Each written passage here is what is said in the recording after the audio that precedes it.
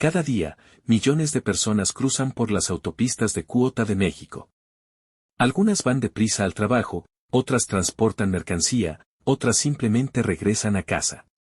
Pero todas, absolutamente todas, pagan por el derecho de usar una carretera que, muchas veces, ya fue pagada hace años.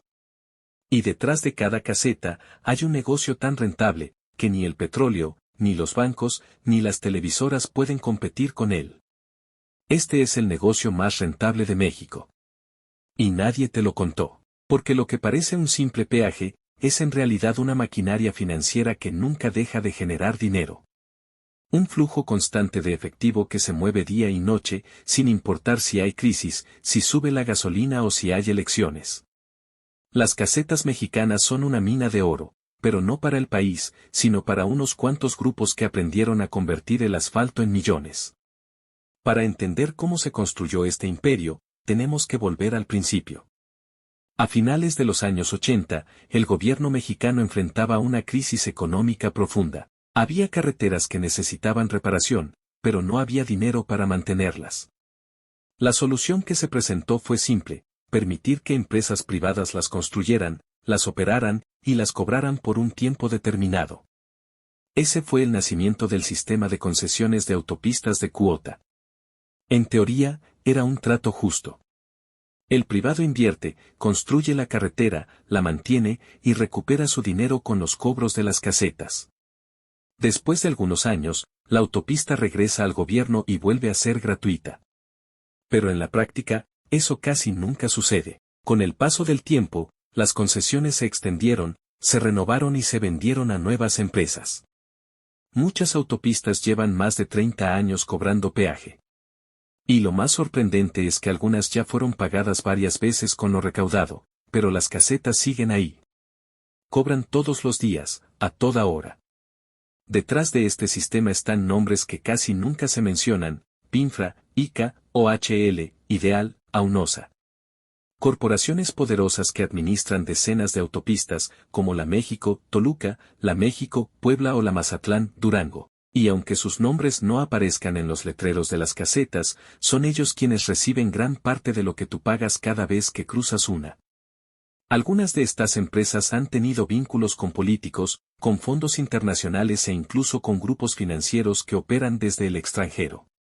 Por eso, cada vez que entregas un billete en la caseta, una parte de ese dinero termina en cuentas que ni siquiera están dentro del país. Ahora imagina esto: una caseta promedio cobra entre 100 y 300 pesos por vehículo. Miles de autos pasan por ahí todos los días. Eso significa millones de pesos diarios, generados por una sola autopista. Y lo más rentable, es que no hay competencia. Si quieres llegar más rápido, no hay otra opción, tienes que pagar. Algunos expertos comparan este sistema con un impuesto privado. Pagas por algo que ya fue financiado en parte con tus impuestos, y sigues pagando cada vez que lo usas. Un doble cobro disfrazado de servicio público.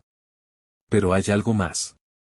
Cuando una empresa obtiene una concesión, puede mantenerla durante décadas. Y muchas veces, cuando la concesión termina, el gobierno no recupera la carretera. La empresa presenta un nuevo contrato, a veces con otro nombre, y la historia vuelve a comenzar. En algunos casos, incluso se construye una ampliación para justificar una nueva inversión, lo que les permite seguir cobrando por más tiempo.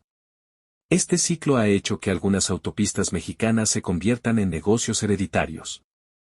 Empresas que cobran desde hace décadas y que probablemente seguirán cobrando cuando nosotros ya no estemos aquí. Es un negocio que no depende de modas, ni de innovaciones. Solo necesita que la gente siga moviéndose, y siga pagando.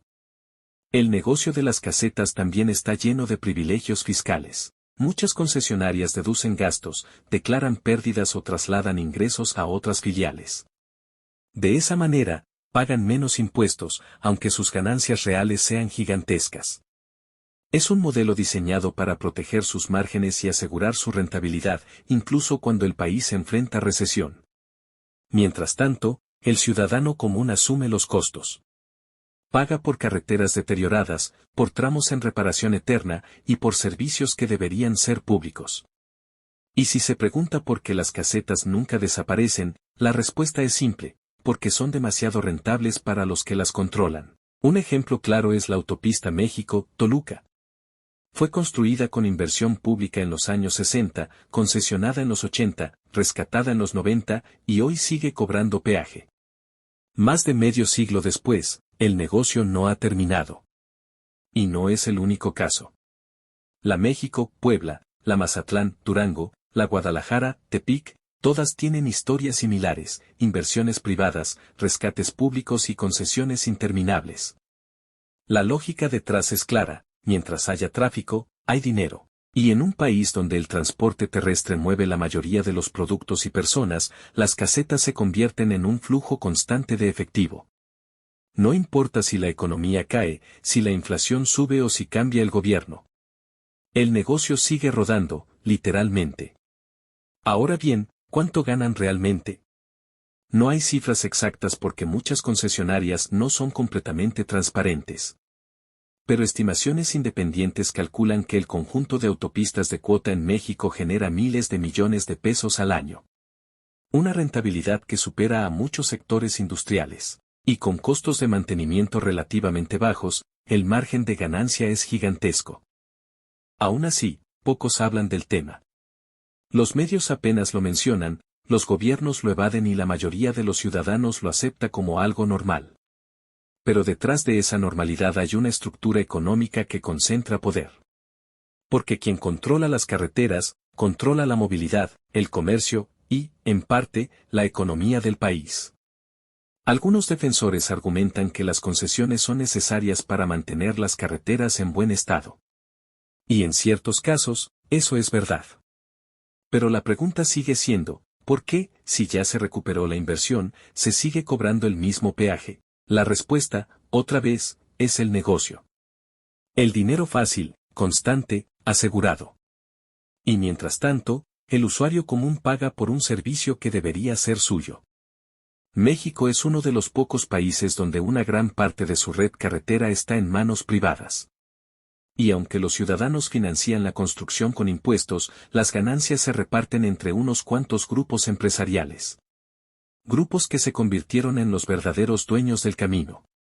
Así, el país construyó un modelo donde las carreteras no son del pueblo, sino de los poderosos. Un modelo que premia la inversión privada, incluso cuando la inversión pública ya pagó la cuenta. Un modelo que convierte cada viaje en una transacción, cada trayecto en una ganancia, cada caseta en una caja registradora.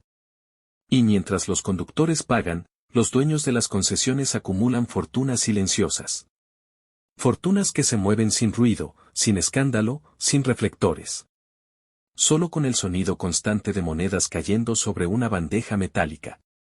Una melodía diaria, que se repite millones de veces a lo largo del país. El negocio más rentable de México no se encuentra en las minas ni en la bolsa.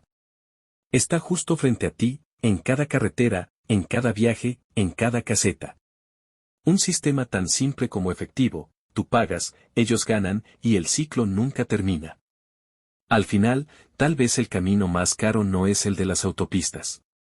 Es el de un país que permitió que su propio trayecto se convirtiera en un negocio privado. Un negocio que todos usamos, pero que muy pocos entienden. Porque en México, el verdadero lujo no es tener un auto, es tener la carretera que todos deben pagar.